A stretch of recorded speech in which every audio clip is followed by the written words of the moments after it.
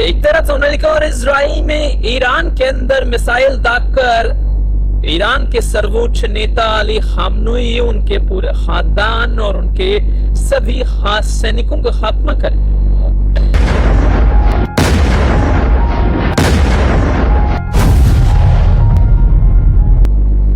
तो वहीं दूसरी तरफ पूरी दुनिया एक ऐसा मंजर देख रही है जिसके बारे में शायद कोई कल्पना नहीं कर सकता था। लंदन की गलियों में ईरानी लोग इजरायलियों के साथ हाथ में हाथ डालकर झूम रहे। तेहरान की अंधेरी रातों में छतों से पटाखों के गूंजने की आवाजें सुनाई पड़ रही।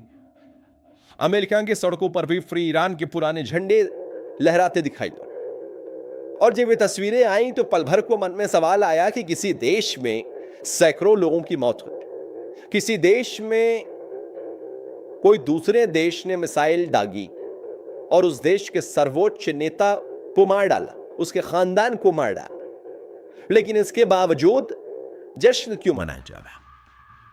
और क्या ये जश्न की तस्वीरें जो हैं ये वेस्टर्न मीडिया का प्रोपेगेंडा है, क्योंकि वॉर में तो प्रोपेगेंडा चलता है, या फिर इनके पीछे कोई कड़वा सच है? आखिर क्यों आम ईरानी नागरिक उस शख्स से नफरत कर रहा था जिसे वो खुदा का नुमाइंदा मानता था, जिसकी अगुवाई में कभी ईरान में रिवॉल्यूशन हुआ था? क्या था जो 36 सालों बाद आज जश्न के तौर पर दिखाई पड़ा? अली खामनेई अब इस दुनिया में नहीं, उनके खानदान को खत्म कर दिया गया। उनके सक्सेसर में भी कईयों को मार डाला गया, उनकी फौज में कईयों को मार डाला गया है। ईरान के लगभग हर ठिकाने पर हमला किया जा रहा है। हमला करने वाला इजराइल है, लेकिन जश्न जो है लंदन की सड़कों पर वो इजरायलियों के साथ ही दिख रहा है। इजराइल वैसे भी ज्यादातर मुस्लिम देशों का दुश्मन रहा है। ऐसे में जश्न की तस्वीरें बड़ी परेशान करने वाली थी कई लोगों के लिए। उन्हें लॉजिक समझ नहीं आ रहा था।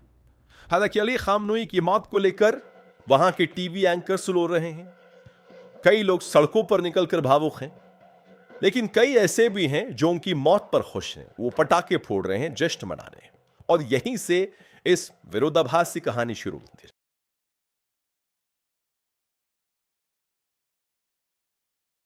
अब जहां तक बात है खामनेई को लेकर ईरान में नफरत और मोहब्बत को, तो इसके लिए आपको थोड़ा पीछे चलना पड़ेगा, क्योंकि ईरान की यह कहानी की जड़ें साल 1989 के उस दौर में छिपी हैं जब अयतुल्लाह खुमैनी के बाद अली खामनेई ने सत्ता की कमान संभाली। उस वक्त ईरान इराक युद्ध से निकल रहा था। देश एक नई सुबह का इंतजार कर रहा था। लोगों को लगा था कि शाह की तानाशाही के बाद अब एक ऐसा दौर आएगा जहां इंसाफ होगा, लेकिन खामनेई ने सादगी का चोला पहनकर धीरे धीरे सत्ता के हर धागे को अपने हाथ में लेना शुरू किया। वलायत ए फकीह के सिद्धांत को इतना सख्त किया कि उनका हर शब्द खुदा का फरमान माना गया। अब वो लोग जो पुराने राजा के शासन के समय इनके साथ लड़े थे, इस उम्मीद में लड़े थे कि अब आजाद जिंदगी, उनमें से कुछ को तो मजा आ रहा था, लेकिन एक वर्ग था जिसे लग रहा था कि शायद उनकी जिंदगी एक पिंजरे से निकलकर दूसरे पिंजरे में चली गई, और यह नया वाला पिंजरा और मजबूत है। खामनेई ने न्यायपालिका से लेकर सेना तक हर जगह अपने वफादारों को बिठाया, और ईरान देखते देखते धार्मिक तानाशाही के अंधेरे में तो गया। इस दौर में खामनेई ने न केवल राजनीति को बल्कि समाज के सोचने के तरीके पर भी अपनी छाप छोड़ी। एक ऐसी व्यवस्था बनाई गई जहां सवाल पूछना खुदा का अपमान मान लिया गया।